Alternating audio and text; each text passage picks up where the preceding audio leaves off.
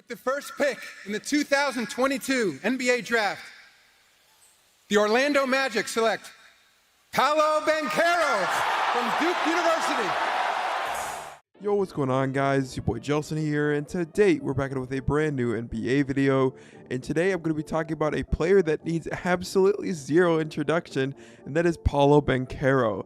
And I talked about him in previous videos, but I wanted to make a whole video on why he's a special player and why he will be one of the best, if not the best player in this draft class. Obviously, he went #1 overall to the Orlando Magic, and I could take some shots at the Orlando Magic, but I won't myself because I'm a Timberwolves fan. Man, we struggle, both franchises, we've struggled for a long time, and I understand how it can feel to find a guy that you believe is that guy, the guy that's going to take you to the promised land. And Paolo Banchero, to me, reminds me of when the Timberwolves, for example, got Anthony Edwards, a guy that you knew was going to be a stud, but you just don't know how long it will take him to adjust to the big leagues.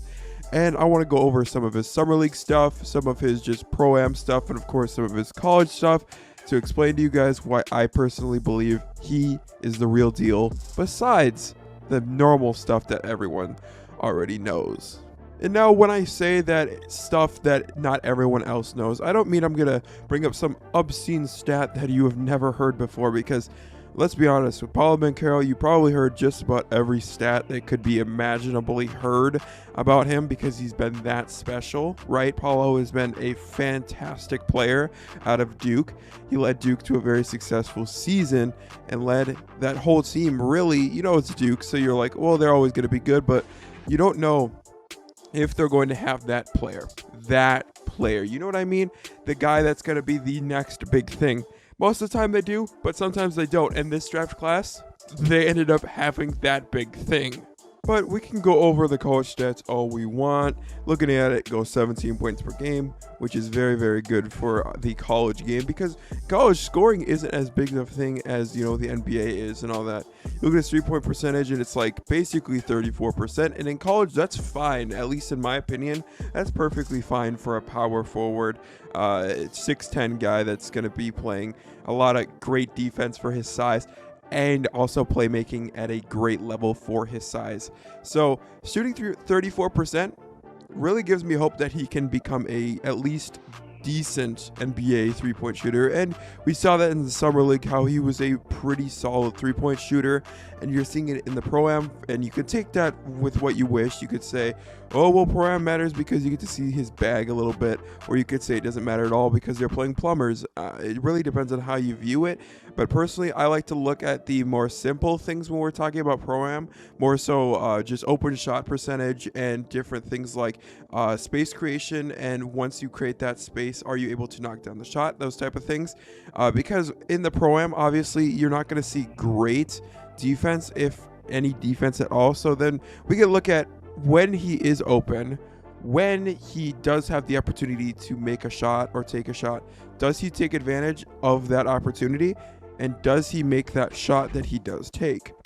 And that's something that I've seen in the pro-am that's like, yeah, he makes just about anything that he takes, and he makes at an elite level, even in the pro-am when you got some, as I said, plumbers playing with you. So you could say, well, if you play against plumbers, then you can score easily, whatever. But the assist numbers are a lot more important in the pro-am because of the fact that, well, your teammates typically aren't as great, so making an assist that gets them a wide open shot is a lot more important than getting an assist that leads to a contested shot that they just so happen to make, like you see a lot in the NBA.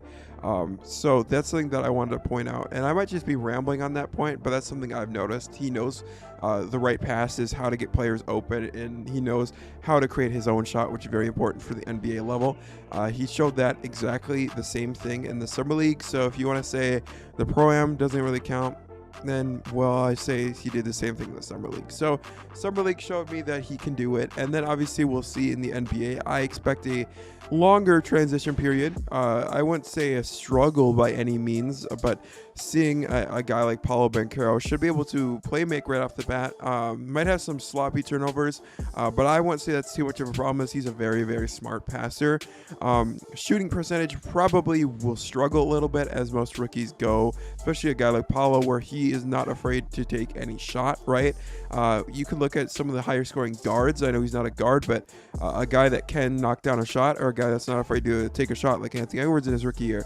Donovan Mitchell was a little different, but he exceeded expectations. So if you look at Anthony Edwards or even LaMelo Ball, these guys that are very, very good shot makers, they struggled as a rookie, and LaMelo Ball more so fits that the playmaking and shot creation like Paolo has, but more in a guard sense.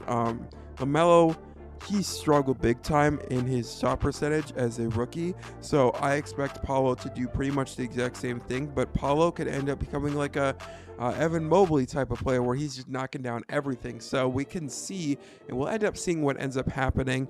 But Paolo Banchero is a guy that I'm super excited to watch. Obviously, the Orlando Magic are a super young team, a team that has a lot of promising players. Jalen Suggs, I'm excited to see what he does because he kind of disappointed as a rookie, but we'll see what happens. I'm a big Jalen Suggs fan because I'm from Minnesota and he's from Minnesota. He literally went to high school like 15 minutes away from me, so I got to see him play a little bit. So he is going to thrive next to Paolo, I should say. And I'm really excited to see them as a dynamic duo. Cole Anthony obviously is going to do Cole Anthony things, be a great shot maker and basically above average playmaker. So Cole Anthony and Paolo Banchero along with Jalen Suggs should be a pretty interesting trio there. There's a couple other players I could bring up. Wendell Carter, he's a guy that is very underrated. And I'm actually, this is probably the thing I'm most excited to see, how Wendell Carter and Paolo play next to each other. I feel like this is going to be a very scary duo for years to come.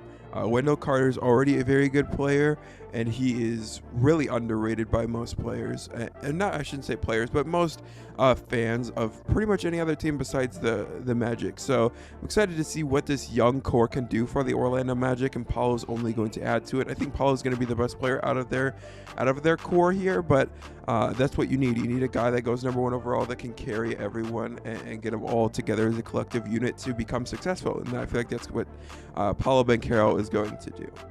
So if you guys have enjoyed this video, please remember to like, subscribe. It's been your boy Jelen here, and let me know what you guys think about Paolo Banchero in the comment section down below. See you guys next time. Peace out.